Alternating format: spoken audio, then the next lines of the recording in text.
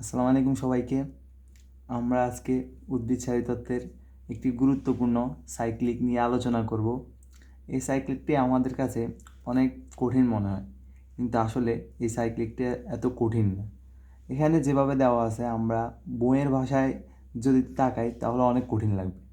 আমরা নিজের ভাষায় যখন সুন্দরভাবে আলোচনা করব তখন খুবই সহজ এবং সাবলীলভাবে বিষয়টা লাগবে। আমরা উদ্ভিদ তত্ত্বের C3 চক্র অর্থাৎ কেলভিন চক্র নিয়ে আলোচনা করব। কেলভিন চক্র প্রথমে প্রথমে আমরা কি দিয়ে শুরু করব? রাইবোলেজ 1,5,20 ফসফেট। চলো শুরু করা যাক।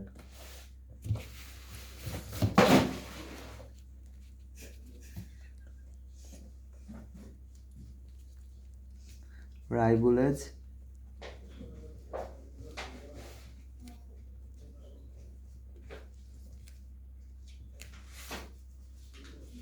1,5,20 ফসফেট।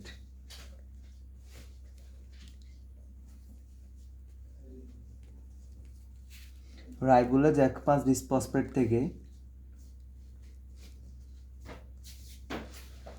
অস্থায়ী কিটো অ্যাসিড তৈরি হয়।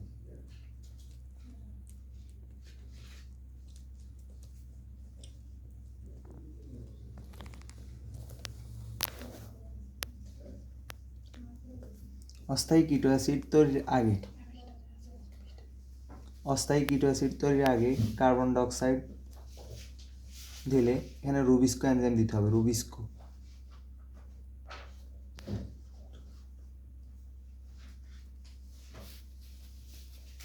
অস্থায়ী কিটো অ্যাসিড থেকে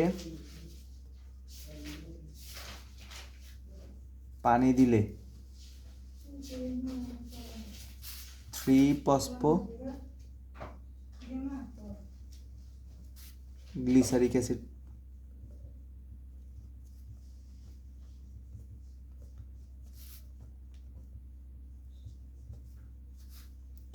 গ্লিসারিক অ্যাসিডে পরিণত হয়। 3-ফসফো গ্লিসারিক অ্যাসিড থেকে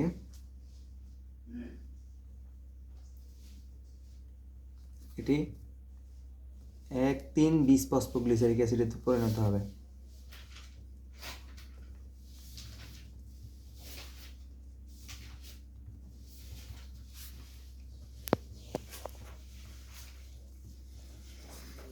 এক 3,20 ফসফোগ্লিসারিক অ্যাসিড থেকে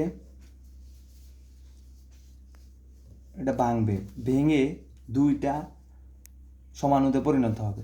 দুইটা সমাণু পরিণত হওয়ার ফলে একটা হবে 3-ফসফো গ্লিসারালডিহাইড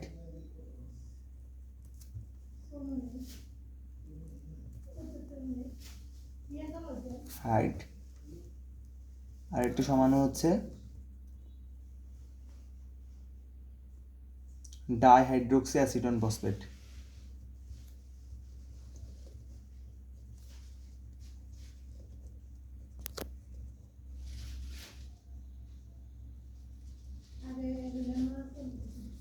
ডাইহাইড্রোক্সি অ্যাসিটন ফসফেট এবং 3-ফসফো গ্লিসারালডিহাইড একসাথে হয়ে ডাইহাইড্রোক্সি অ্যাসিটন ফসফেট এবং 3-ফসফো গ্লিসারিক অ্যাসিড একসাথে হয়ে ফ্রুক্টোজ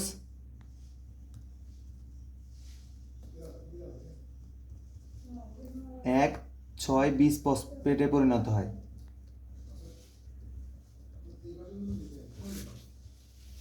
ফ্রুক্টোজ 1,6,20 ফসফেট থেকে একটা ফসফেট বের হয়ে সেটা ফ্রুক্টোজ 6 ফসফেটে পরিণত হবে।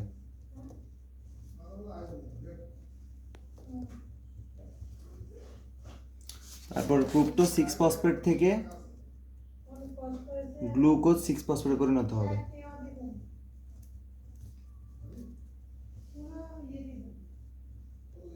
গ্লুকোজ 6 ফসফেট থেকে সেটা গ্লুকোজে কনভার্ট হবে।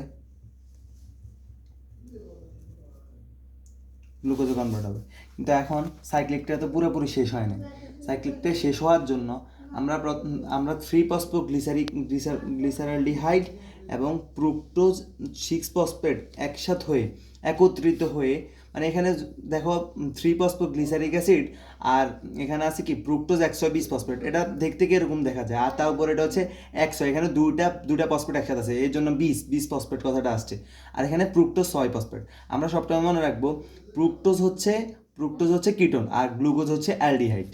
এখন এখান থেকে যখন ফ্রুক্টোজ আসছে, ফ্রুক্টোজ তার মানে কি কিটোন, এখানে কিটোন হওয়ার কারণে এখান থেকে ফ্রুক্টোজ থেকে আসছে কত 6 ফসফেট, আর এখান থেকে আসছে 3 ফসফেট, একসাথে মোট 9 ফসফেট, মানে 6+3 মানে 9টা ফসফেট যুক্ত হয়েছে। তার মানে এখানের মধ্যে যে কোনো 9 কার্বনের যোগ আনতে হবে, তাহলে এখানের মধ্যে আনা যায় কি, আমরা আনতে পারি জাইলুলোজ 5 ফসফেট, জাইলুলোজ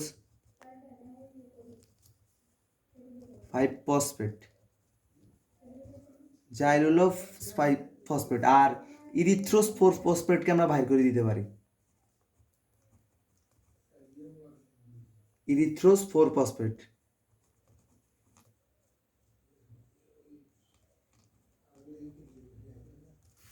জাইলুলোজ 5 ফসফেট থেকে সেটা কিছু কনভার্ট হবে রাইবুলোজ 5 ফসফেটে।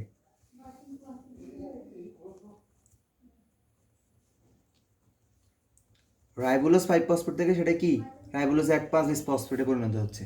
কিন্তু এখানে আমরা যে সাইকেলগুলো লিখলাম, কিন্তু এখানের মধ্যে আমরা এনজাইমগুলোই দিই নাই, এটা হচ্ছে 1, এটা হচ্ছে 2, এটা হচ্ছে 3, এটা হচ্ছে 4, এটা হচ্ছে 5, এটা 6, এটা 7, এটা 8 পর্যন্ত দিলে এনাফ। আর তখন আমরা এখানে এবার গ্লুকোজগুলো লিখবো। 3-ফসফোগ্লিসারিক অ্যাসিড থেকে এখানে 1,3-20-ফসফোগ্লিসারিক অ্যাসিড উৎপন্ন হচ্ছে, এখানে কি এটিপি দিছি, এটিপি আসছে। তাহলে এটিপি মূলত আমরা কি, এটিপি মানে কি শক্তি উৎপাদন করে, তার মানে এখানে এটিপি মানে আমরা কি কাইনেটিক এনার্জি, মানে কাইনেটিক এনার্জি মানে গতি, মানে এটিপিতে গতি শক্তি হয়, তার মানে এখানে কাইনেজ, মানে কাইনেটিক থেকে কাইনেজ এনজাইম আসছে, কাইনেজ, অর্থাৎ এখানে আমরা কি কাইনেজ দিতে পারি। আচ্ছা, এবার এখান থেকে 1,3-20-ফসফোগ্লিসারিক অ্যাসিড থেকে কিন্তু একটা ফসফেট ভেঙে গেছে, তার মানে এখানে কি হচ্ছে, এনএডিপি রিডাকটেন্স হচ্ছে, মানে এনএডিপি H+H+, আর এনএডিপি মানে একটা ইনঅর্গানিক ফসফেট যুক্ত হয়েছে, তার মানে এখানে কি হাইড্রোজেন বের হয়ে গেছে, তো এখানে আমরা কি এনজাইম দিতে পারি, ডিহাইড্রোজিনেজ। ওকে, এখানে এটা কি, এটা হচ্ছে দুইটা সমানু মানে কি, আমরা কি আইসোমার জানি, তার মানে এখানে কি আইসোমারেজ এনজাইম দিতে পারি। এখানে ফ্রুক্টোজ 1,6-20 ফসফেট থেকে ফ্রুক্টোজ 6 ফসফেট হচ্ছে, তার মানে এখানে আমরা কি ফসফোটেজ এনজাইম দিতে পারি,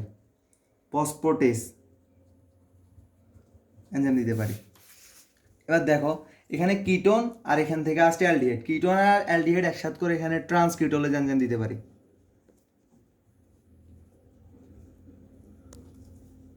আর জাইলুলোজ 5 ফসফেট থেকে যে রাইবুলোজ 5 ফসফেট হচ্ছে, এখানে কি এপিমার মানে একটা এপিমার মানে কি সমানুর মতো, তাহলে এখানে কি এপিমারেজ এনজাইম দিতে পারি। এবার এখানে রাইবুলোজ 5 ফসফেট থেকে রাইবুলোজ 1,5-20 ফসফেট, তার মানে এখানে কি এটিপি দিচ্ছি, এটিপি তৈরি হচ্ছে, তার মানে এখানে কি এনজাইম দিতে পারি, কাইনেজ এনজাইম দিতে পারি। ওকে, এবার সুন্দর করে আমরা এটা মিলে দিব। এবার এটা কার্বন যৌগ লিখে দিব, আর ইউবিপি এর উৎপাদন